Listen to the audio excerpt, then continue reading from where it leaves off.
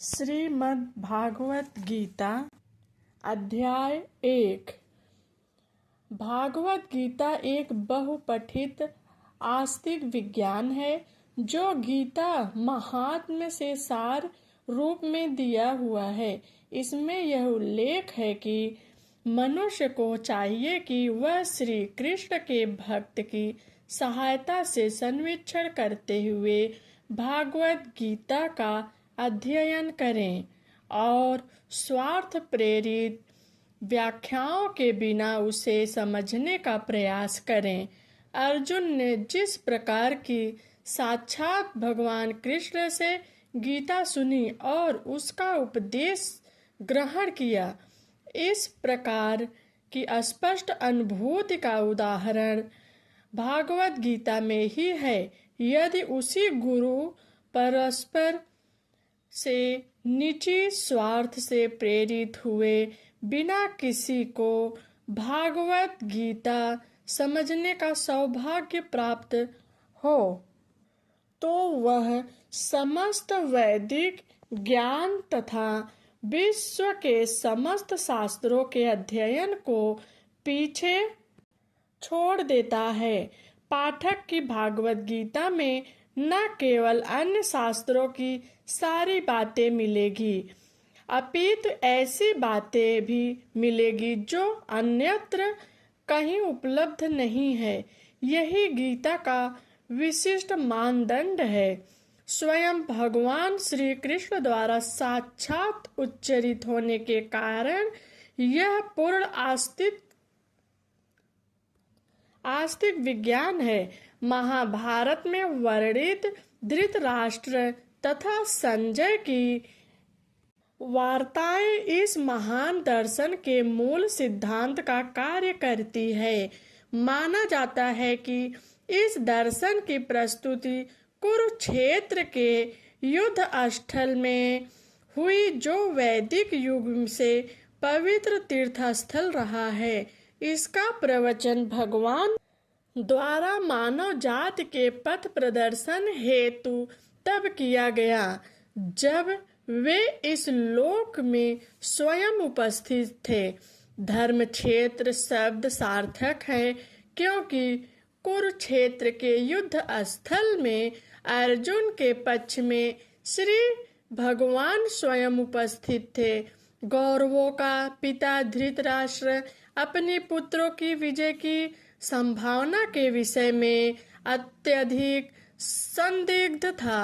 अतः इसी संदेह के कारण उसने अपने सचिव से पूछा। उन्होंने क्या किया? वह आश्वस्त था कि उसके पुत्र तथा उसके छोटे भाई पांडु के पुत्र कुरुक्षेत्र की युद्ध भूमि में निर्णयात्मक संग्राम के लिए एकत्र हुए हैं। फिर भी उसकी जिज्ञासा सार्थक है। वह नहीं चाहता कि भाइयों में कोई समझौता हो, अतः वह युद्ध भूमि में अपने पुत्रों की नियत भाग्य भावी के विषय में आश्वस्त होना चाह रहा था, क्योंकि इस युद्ध को कुरुक्षेत्र में लड़ा जाना था, जिसका उल्लेख वेदों में स्वर्ग के निवासियों के लिए भी तीर्थ स्थल के रूप में हुआ है। अतः धृतराष्ट्र अत्यंत भयभीत था कि इस पवित्र स्थल का युद्ध के परिणाम पर न जाने कैसा प्रभाव पड़े। उसे भली भांति ज्ञात था कि उसका प्रभाव अर्जुन तथा पांडु के अन्य पुत्रों पर अत्यंत अनुकूल पड़ेगा, क्योंकि स्वभाव से वे सभी पुण्यात्मा थे। संजय श्री व्यास का शिष्य था, अतः उनकी कृपा से संजय धृतराष्ट्र के कक्ष में बैठे बैठे कुरुक्षेत्र के युद्ध स्थल का दर्शन कर सकता था। इसीलिए धृतराष्ट्र ने उससे युद्ध स्थल की स्थिति के विषय में पूछा। पांडव तथा धृतराष्ट्र के पुत्र दोनों ही एक वंश से संबंधित हैं, किंतु यहाँ पर धृतराष्ट्र के वाक्य से उसको मनोभाव प्रकट होते हैं। उसने जानबूझकर अपने पुत्रों को कुरु का और पांडु के पुत्रों को वंश के उत्तराधिकारी से विलग कर दिया। इस तरह पांडु के पुत्रों अर्थात अपने भतीजों के साथ धृतराष्ट्र की विशिष्ट मनस्थिति समझी जा सकती है।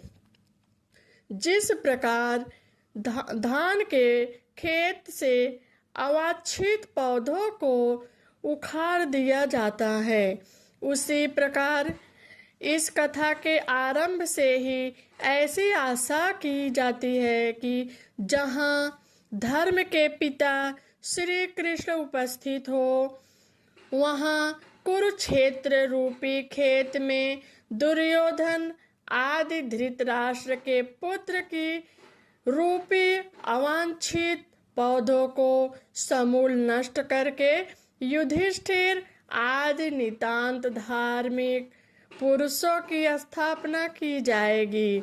यहाँ धर्म क्षेत्र तथा कुरुक्षेत्र शब्दों की उनकी ऐतिहासिक तथा वैदिक महत्ता के अतिरिक्त यही सार्थ कथा है। संजय ने कहा, हे राजन, पांडुपुत्रों द्वारा सेना की व्यूह रचना देखकर राजा दुर्योधन अपने गुरु के पास गया और उसने ये शब्द कहे। तात्पर्य, धृतराष्ट्र जन्म से अंधा था। दुर्भाग्यवश वह आध्यात्मिक दृष्टि से भी वंचित था। वह यह भी जानता था कि उसी के समान उसके पुत्र भी धर्म के मामले में अंधे हैं और उसे विश्वास था कि वे पांडवों के साथ कभी भी समझौता नहीं कर पाएंगे, क्योंकि पांचों पांडव जन्म से ही पवित्र थे। फिर भी उसे तीर्थ स्थान के प्रभाव के विषय में संदेह था। इसलिए संजय युद्ध भूमि के स्थिति के विषय में उसके प्रश्न के मंतव्य को समझ गया। अतः वह निराश राजा को प्रोत्साहित करना चाह रहा था। उसने उसे विश्वास दिलाया कि उसके पुत्र पवित्र स्थान के प्रभाव में आकर किसी प्रकार का समझौता करने नहीं जा रहे हैं। उसके राजा को बताया कि उसका पुत्र दुर्योधन पांडवों की सेना को देखकर तुरंत अपने सेनापति द्रोणाचार्य को वास्तविक स्थिति से अवगत कराने गया। यद्यपि दुर्योधन को राजा कहकर संबोधित किया, तो भी स्थिति की गंभीरता के कारण उसे सेनापति के पास जाना पड़ा। अतएव दुर्योधन राजनीतिज्ञ बनने के लिए सर्वथा उपयुक्त था, किंतु जब उसने पांडवों की व्यूह रचना देखी तो उसका यह कूटनीति व्यवहार उसके भय को छिपा न पाया। हे आचार्य, पांडु पुत्रों की विशाल सेना को देखे, जिसे आपके बुद्धिमान शिष्य द्रुपद के पुत्र ने इतने कौशल से व्यवस्थित किया है। परम राजनीतिज्ञ दुर्योधन महान ब्रह्मांड सेनापति द्रोणाचार्य के दोषों को इंगित करना चाहता था। अर्जुन की पत्नी द्रौपदी के पिता राजा द्रुपद के साथ द्रोणाचार्य का कुछ राजनीतिक झगड़ा था। इस झगड़े के फलस्वरूप द्रुपद ने एक महान यज्ञ संपन्न किया, जिससे उसे एक ऐसा पुत्र प्राप्त होने का वरदान मिला जो द्रोणाचार्य का वध कर सके। द्रोणाचार्य इसे भली भांति जानता था, किंतु जब द्रुपद का पुत्र धृष्ट धूम्न युद्ध शिक्षा के लिए उसको सौंपा गया तो द्रोणाचार्य को उसे अपने सारे दैनिक रहस्य प्रदान करने में कोई झिझक नहीं हुई। अब धृष्टद्युम्न कुरुक्षेत्र की युद्ध भूमि में पांडवों का पक्ष ले रहा था और उसने द्रोणाचार्य से जो कला सीखी थी उसी के आधार पर उसने यह व्यूह रचना की थी। दुर्योधन ने द्रोणाचार्य की इस दुर्बलता की ओर इंगित किया जिससे वह युद्ध में सजग रहे और समझौता न करे। इसके द्वारा वह द्रोणाचार्य को यह भी बताना चाह रहा था कि कहीं वह अपने प्रिय शिष्य पांडवों के प्रति युद्ध में उदारता न दिखा बैठे। विशेष रूप से अर्जुन उसका अत्यंत प्रिय एवं तेजस्वी शिष्य था। दुर्योधन ने यह भी चेतावनी दी कि युद्ध में इस प्रकार की उदारता से हार हो सकती है। इस सेना में भीम तथा अर्जुन के समान युद्ध करने वाले अनेक वीर धनुर्धर हैं, यथा महारथी, युधान, विराट तथा द्रुपद। यद्यपि युद्ध कला में द्रोणाचार्य की महान शक्ति के समझ धृष्टद्युम्न महत्वपूर्ण बाधक नहीं था, किंतु ऐसे अनेक योद्धा थे जिसने भय था।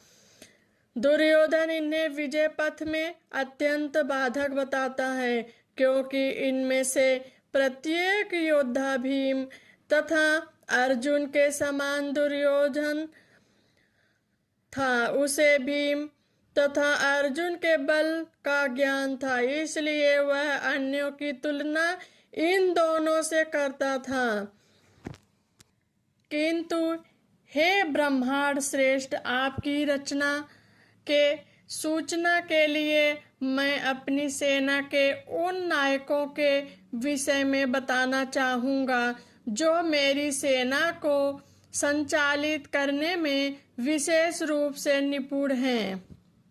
मेरी सेना में स्वयं आप भीष्म, कर्ण, कृपाचार्य, अश्वत्थामा, विकर्ण तथा सोमदत्त और पुत्र भूरिश्रवा आदि हैं, जो युद्ध में सदैव विजयी रहे हैं। दुर्योधन उन अद्वितीय युद्ध वीरों का उल्लेख करता हुआ जो सदैव विजयी होते रहे हैं। विकर्ण दुर्योधन का भाई है, अश्वत्थामा द्रोणाचार्य का पुत्र है और सोमदत्ती या भूरिश्रवा ब्राह्मणों के राजा का पुत्र है। कर्ण अर्जुन का आधा भाई है, क्योंकि वह कुंती के गर्भ से राजा पांडु के साथ विवाहित होने के पूर्व उत्पन्न हुआ था। कृपाचार्य की जुड़वा बहन द्रोणाचार्य को ब्याही थी। ऐसे अन्य अनेक वीर भी हैं जो मेरे लिए अपना जीवन त्याग करने के लिए उद्यत हैं। वे विविध प्रकार के हथियारों से सुसज्जित हैं और युद्ध विद्या में निपुण हैं।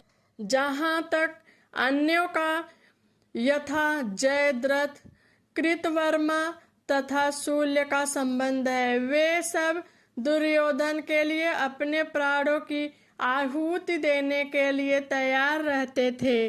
दूसरे शब्दों में यह पूर्व निश्चित है कि वे अब पापी दुर्योधन के दल में सम्मिलित होने के कारण कुरुक्षेत्र के युद्ध में मारे जाएंगे।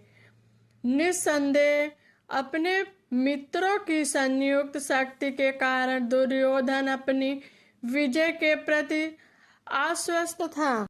हमारी शक्ति अपरिमेय है और हम सब पितामह द्वारा भली भांति संरक्षित हैं, जबकि पांडवों की शक्ति भीम द्वारा भली भांति संरक्षित होकर भी समिति हैं। यहाँ पर दुर्योधन ने तुलनात्मक शक्ति का अनुमान प्रस्तुत किया है। वह सोचता है कि अत्यंत अनुभवी सेना नायक भीष्म पितामह के द्वारा विशेष रूप से संरक्षित होने के कारण उसकी अस्पष्ट सेना की शक्ति अपरिमेय है।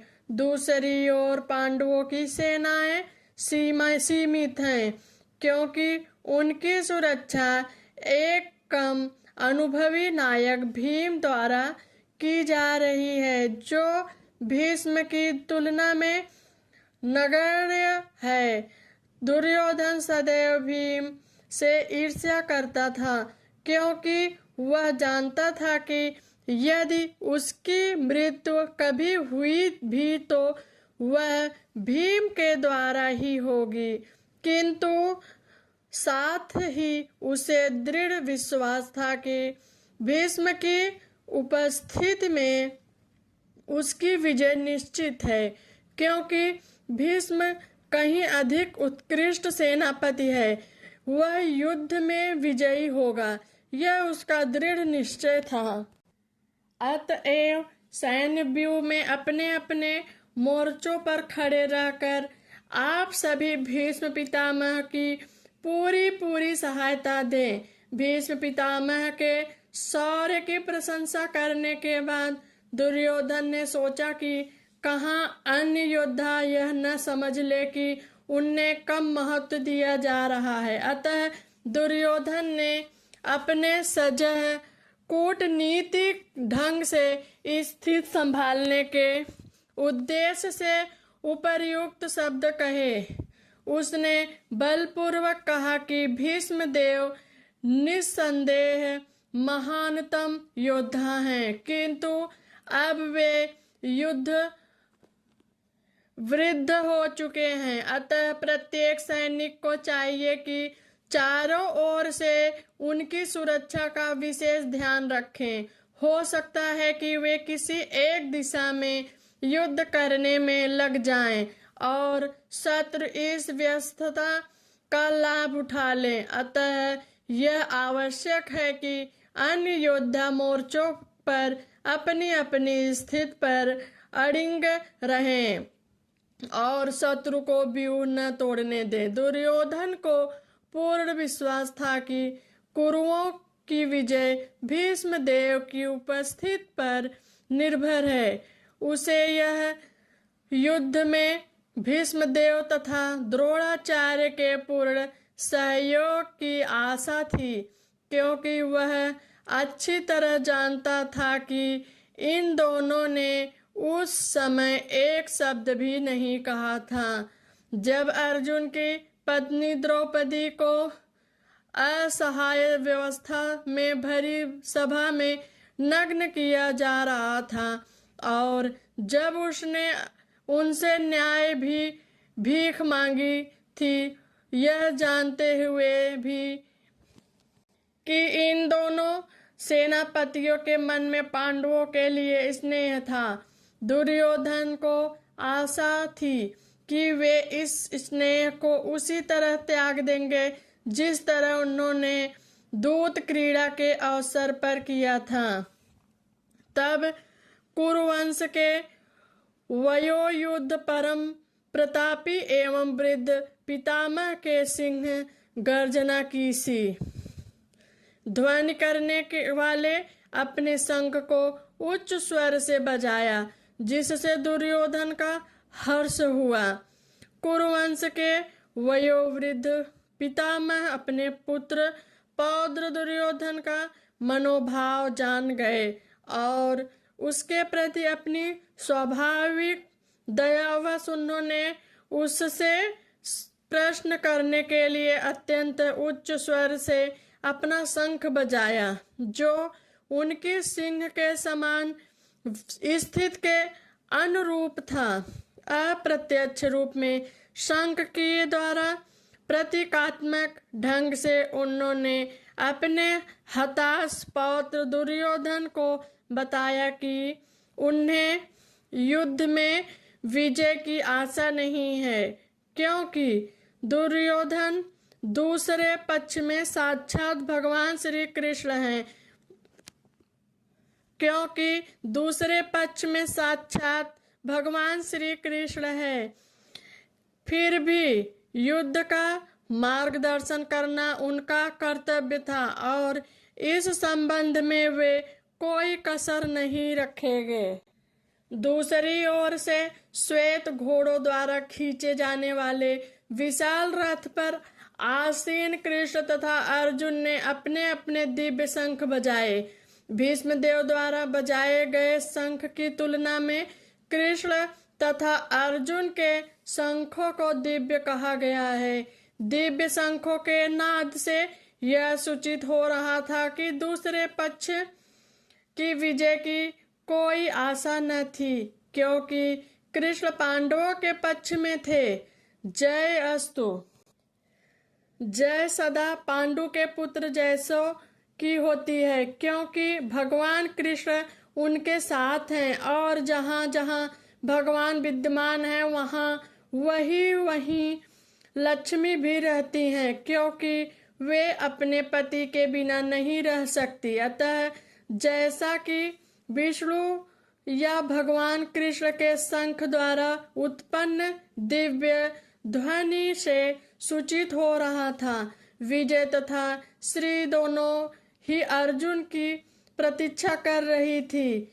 इसके अतिरिक्त जिस रथ में दोनों मित्र आसीन थे वह अर्जुन को अग्नि देवता द्वारा प्रदत्त था और इससे सूचित हो रहा था कि तीनों लोकों में जहाँ कहीं भी यह जाएगा वहाँ विजय निश्चित ही पाएगा। भगवान कृष्ण ने अपना फर्शजन्य शंख बजाया। अर्जुन ने देवदत्त शंख तथा अभिभोजी एवं अति मानवीय कार्य करने वाले भीम ने पांडु नाम भयंकर शंख बजाया। इस श्लोक में भगवान कृष्ण को ऋषिकेश कहा जा गया है, क्योंकि वे ही समस्त इंद्रियों के स्वामी हैं। सारे जीव उनके भित्रांश हैं, अतः जीवों की इंद्रियां भी इनकी इंद्रियों के अंश हैं, क्योंकि निर्विशेषवादी जीवों की इंद्रियों का कारण बताने में असमर्थ हैं। इसीलिए वे जीवों को इंद्रिय रहित या निर्विशेष कहने के लिए उत्सुक रहते हैं। भगवान समस्त जीवों के हृदयों में स्थित होकर उनकी इंद्रियों का निर्देशक करते हैं, किंतु वे इस तरह निर्देश करते हैं कि जीव उनकी शरण ग्रहण कर ले और विशुद्ध भक्त की इंद्रियों का तो वे प्रत्यक्ष निर्देशन करते हैं। यहाँ कुरुक्षेत्र की युद्ध भूमि में भगवान कृष्ण अर्जुन की दिव्य इंद्रियों का निर्देश करते हैं, इसीलिए उनकी हर्षकेश के कहा गया है। भगवान के विविध कार्यों के अनुसार उनके भिन्न भिन्न नाम हैं। उदाहरणार्थ इनका एक नाम मधुसूदन है, क्योंकि उन्होंने मधु नाम के असुर को मारा था। वे गौओं तथा इंद्रियों को आनंद देने के कारण गोविंद कहलाते हैं।